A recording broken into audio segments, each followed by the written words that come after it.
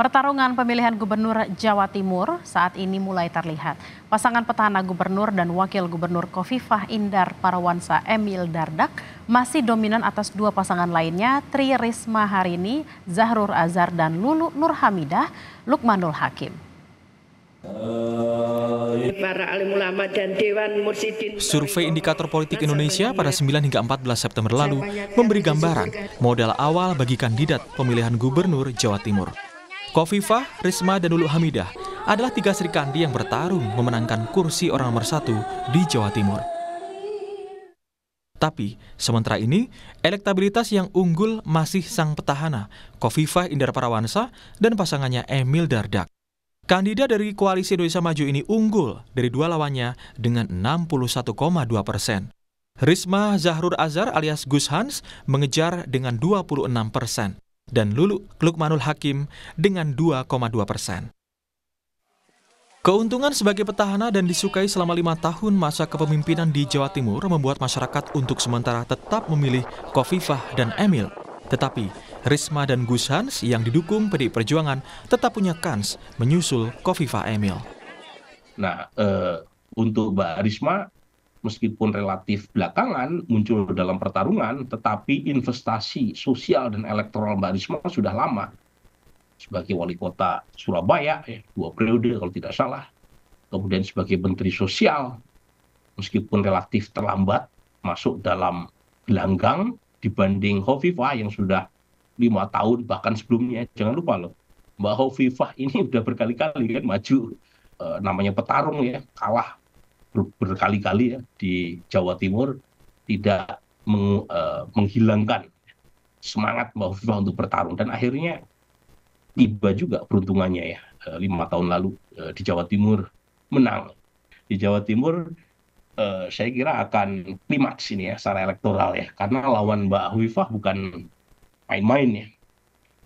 Dan tetapi lagi-lagi per awal atau pertengahan September masih belum terlihat, tetapi dengan modal 26% buat Mbak Risma dan Gus Hans ya, padahal beliau baru beberapa hari sebelumnya ditetapkan sebagai calon gubernur oleh PDI Perjuangan, itu bukan modal yang kecil ya. Jadi masih ada kesempatan, terutama buat Mbak Risma ya. Kalau melihat angka ini, saya sih juga punya ekspektasi Mbak Lulu juga punya kesempatan untuk mengejar, tetapi secara elektoral memang Mbak Risma lebih memungkinkan untuk men-challenge dominasi Khofifah. Di Tulungagung, minggu kemarin Risma memberikan arahan bagi kader PDI Perjuangan yang menjadi juru kampanye. Risma meminta soal pendidikan jadi fokus untuk menjelaskan kepada masyarakat, khususnya kesejahteraan guru dan juga menghilangkan biaya tambahan yang diminta pihak sekolah. Makanya dulu saat saya jadi wali kota Surabaya itu saya hitung. Jadi kebutuhan itu bukan hanya untuk operasional sekolah, nggak cukup Mas, karena harus gaji guru honorer yang bukan PNS dia, karena masih kurang jumlahnya guru. Jadi dia ada guru honorer negeri, swasta, even madrasah, even pondok pesantren, dia banyak ngambil. Jadi karena itu dulu saya tak hitung itu yang kita dibayar oleh pemerintah kota saat itu. Nah ini nanti juga begitu, guru-guru honorer itu juga dibayar, sehingga BOS sama Bobda itu hanya untuk operasional sekolah. Jadi tunjangan guru-guru itu bisa dibayar dari pemerintah gitu, sehingga nggak perlu ada tarikan lagi kepada anak-anak. Risma juga di akhir pekan kemarin mengunjungi pondok pesantren Mambaul Hikam Mantenan di Blitar. Risma berjanji lebih memperhatikan kepada pondok pesantren salaf. Salah satunya yaitu memberikan gaji kepada guru diniyah dan menggratiskan biaya operasional pesantren. Setelah ke pesantren, Risma mengikuti kegiatan pengajian Thorikoh An-Naqsabandiyah. Lulu Nur Hamidah, calon gubernur yang diusung oleh Partai Kebangkitan Bangsa, menanggapi santai hasil survei yang menempatkan dirinya di nomor akhir. Bersama partai pengusung, Lulu yakin bisa bersaing di pemilihan gubernur Jawa Timur. Minggu kemarin Lulu menyampaikan hal tersebut usai hadir dalam dialog kebangsaan dan konsolidasi pemenangan di Kabupaten Sidoarjo. Dan kita punya basis struktur yang sangat kuat di seluruh Jawa Timur. Jangan lupa bahwa PKB itu pemenang Pileg, dan kita juga punya kekuatan 388 anggota fraksi di semua kabupaten kota ya. Hal biasa kalau PKB itu selalu dianggap underdog dari dulu. Dari berbagai survei itu selalu modusnya seperti itu. Tetapi kita terus melakukan sapaan ke bawah, kekuatan struktur dan bahkan kekuatan kultural Nahdlatul Ulama juga bisa bisa dikonsolidasi. Sementara Khofifah Indar Parawansa, petahana yang diusung Koalisi Indonesia Maju, pemenang Pilpres, Minggu sore kemarin ikut panen bunga sedap malam bersama masyarakat di Pasuruan.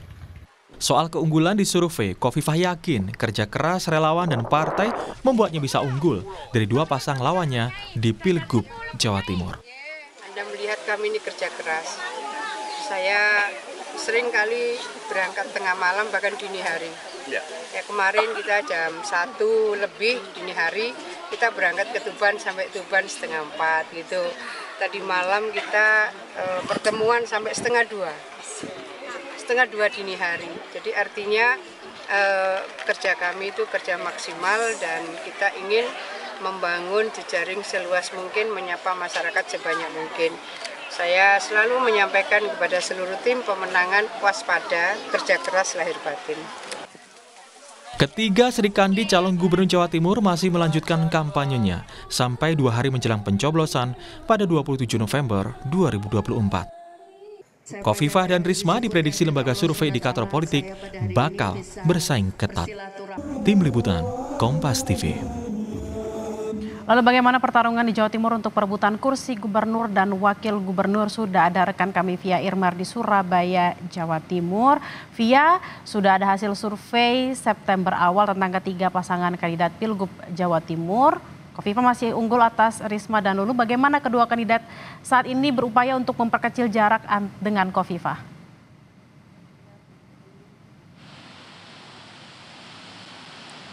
Selamat siang Bella dan juga saudara. Apa yang dilakukan oleh dua paslon yaitu Lulu Nur Hamidah dan juga Lukmanul Hakim serta paslon Tri Risma hari ini dan juga Gus Hans untuk bisa paling tidak mendekati elektabilitasnya dengan Khofifah Indar Parawansa dan juga Emil Elistianto Dardak. Tentu saja kalau kita lihat beberapa hari terakhir para cagup dan juga cawagup ini mulai terjun ke masyarakat, menyerap aspirasi masyarakat, belanja permasalahan langsung dari masyarakat.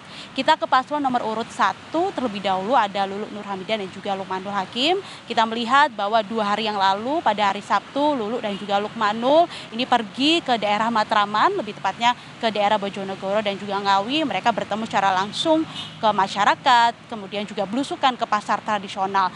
Tentu saja kunjungan paslon nomor urut 1 ke daerah Matraman, terutama di daerah Bojonegoro dan juga Ngawi, yaitu untuk meraup dukungan sebanyak-banyaknya dari masyarakat yang tinggal di daerah Matraman. Karena kalau kita ketahui bahwa sejauh ini mayoritas dukungan masyarakat di daerah Matraman ini mengarah ke pasangan Khofifah Indar Parawansa dan juga Emil Elistianto Dardak serta mengarah ke pasangan Tri Risma hari ini dan juga Gus Hans. Karena memang basis massa PDIP sendiri juga begitu banyak di daerah Matraman, mulai dari Bojonegoro, Ngawi, Madiun, Ponorogo hingga Matraman bagian selatan yaitu Tulungagung, Trenggalek, Pacitan dan sedikit ke tengah yaitu ada di daerah Nganjuk dan juga Kediri. Kemudian tidak hanya berusaha untuk meraih dukungan yang banyak di daerah Matraman, di hari Minggunya Lulu juga bertemu dengan masyarakat Madura, lebih tepatnya ke daerah Pamekasan. Kegiatannya juga sama yaitu belusukan ke masyarakat, bertemu dengan petani garam, serta juga belusukan ke pasar tradisional, bahkan juga menjanjikan agar memperkenalkan produk unggulan atau produk-produk lokal unggulan yang dimiliki oleh masyarakat Madura. Tujuannya juga sama sebenarnya yaitu untuk meraih dukungan yang banyak dari masyarakat Madura. Karena kalau kita lihat pada pemilihan gubernur Jawa Timur 2018 yang lalu, ini pasangan Khofifah Indar Parawansa dan juga Emil Elistianto Dardak ini memiliki atau mendapatkan suara terbanyak di Madura. Jadi mayoritas masyarakat Madura mulai dari Bangkalan hingga Sumeneb ini mengarahkan dukungannya kepada paslon nomor urut 2. Nah, dengan kehadiran Lulu dan juga Lukmanul ini diharapkan bisa mendapatkan dukungan yang sama karena kalau kita berbicara tentang wilayah Madura sendiri cukup menarik.